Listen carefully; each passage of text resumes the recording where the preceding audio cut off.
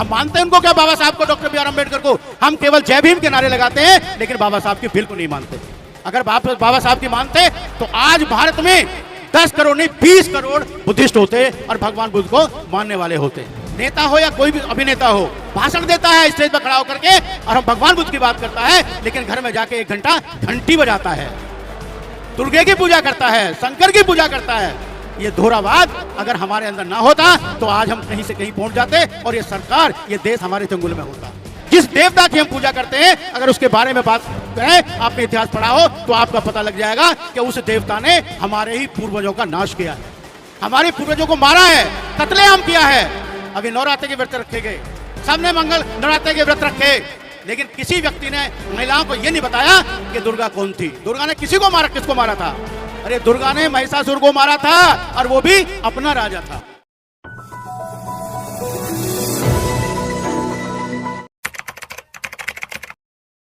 कि बाबा साहब doctor B are Ambedkar जो इतने महान बने, जो बड़े बने, और उनके पास अपने बेटे के लिए कफन तक पैदा नहीं हुआ, कफन तक नहीं हुआ, और वो मरते सारे लोग हमारे लिए इतना बड़ा काम कर गए, जो आज हम उनको भूल बैठे हैं, हम उनको याद ही नहीं करते। जब बाबा साहब गोलमेज सम्मेलन में जा रहे थे तो उस समय भी यही समस्या आई थी, उनका एक बेटा एक्सपायर हो गया था। तो बाबा साहब ने कहा, जब उनको बताया गया कि आपका बेटा एक्सपायर हो चुका है तो आप वापस आइए, तो बाबा साहब डॉक्टर अम्बेडकर ने कहा कि आज जो मैं इस सम्मेलन में जा रहा हूं, मेरे अगर एक बेटा एक्सपायर हो गया है तो कोई बात नहीं, ये सारे देश के जितने भी अछूत शोषित वर्ग हैं वो सारे मेरे बेटे हैं, और अगर आज मैं नहीं गया तो मैं उनके अधिकारों को खो दूंगा। ये थे बाबा साहब डॉक्टर बी आर अम्बेडकर। और हम लोग क्या करते हैं, अच्छी सी नौकरी लग जाती है, नेता बन जाते हैं और बाबा साहब को भूल जाते हैं। अगर बाबा साहब नहीं होते तो हम पढ़ते नहीं, लिख नहीं सकते थे, कुछ भी नहीं कर सकते थे।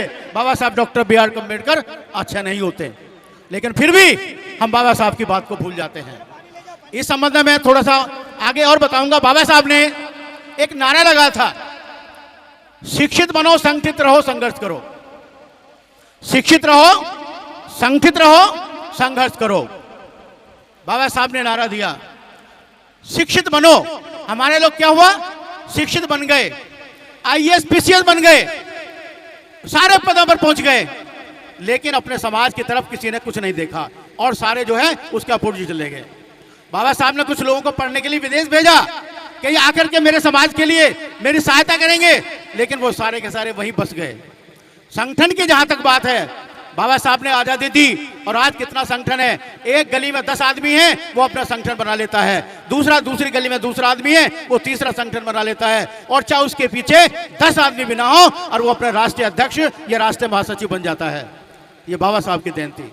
बाबा साहब ने सोचा कि मैं यहाँ पर फेल हूँ, विचार किया उन्होंने, फिर उन्होंने दूसरा विचार रखा कि भाई हो सकता है मैं कहीं गलत हूँ तो ये आगे आएगा। उन्होंने कहा कि शासन में हमारी भागीदारी होनी चाहिए, जब भागीदारी होगी तो हमने समाज के लिए कुछ कर पाएंगे। तो उन्होंने रिजर्वेशन की बात की लोकसभा और विधानसभा में। जो व्यक्ति बाबा साहब चाहते थे कि अगर लोकसभा में हमारा आदमी जाएगा तो हमारी बात करेगा, विधानसभा में हमारा आदमी जाएगा तो हमारी बात करेगा, लेकिन ऐसा कुछ नहीं हुआ। जीत के चले गए और वहां उस पार्टी के गुलाम बन गए।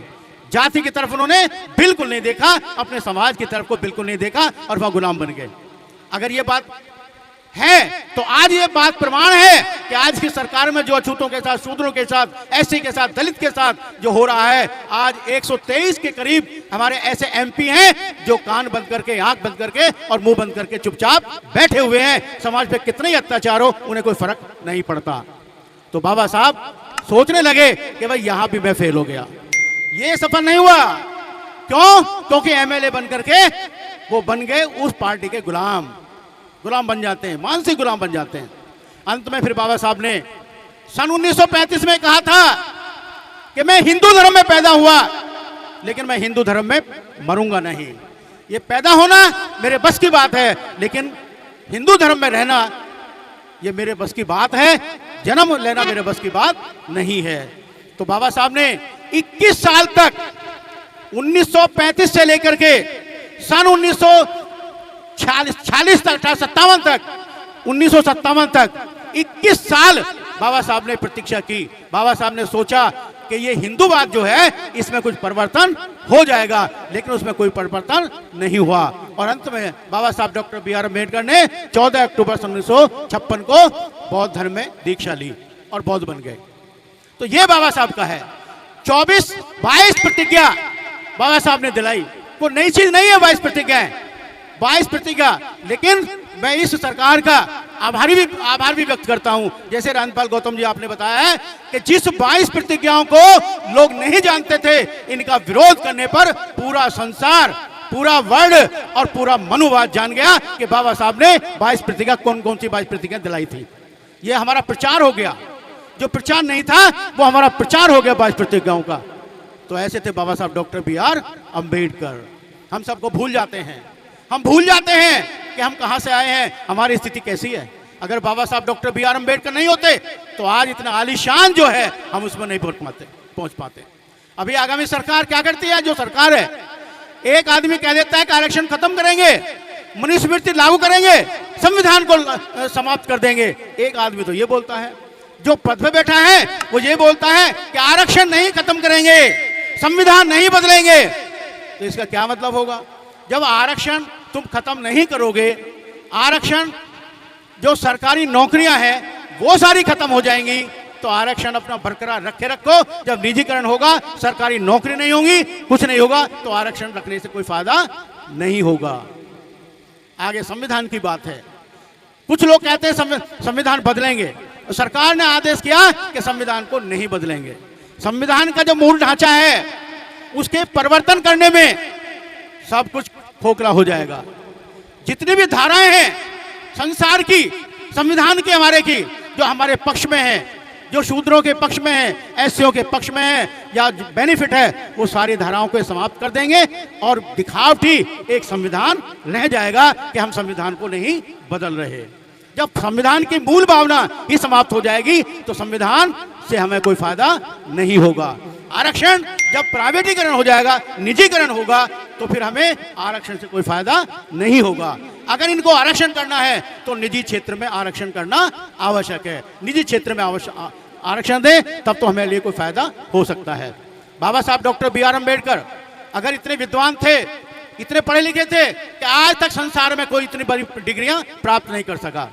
हम मानते हैं उनको क्या, बाबा साहब को, डॉक्टर बी आर अम्बेडकर को? हम केवल जय भीम के नारे लगाते हैं, लेकिन बाबा साहब की बिल्कुल नहीं मानते।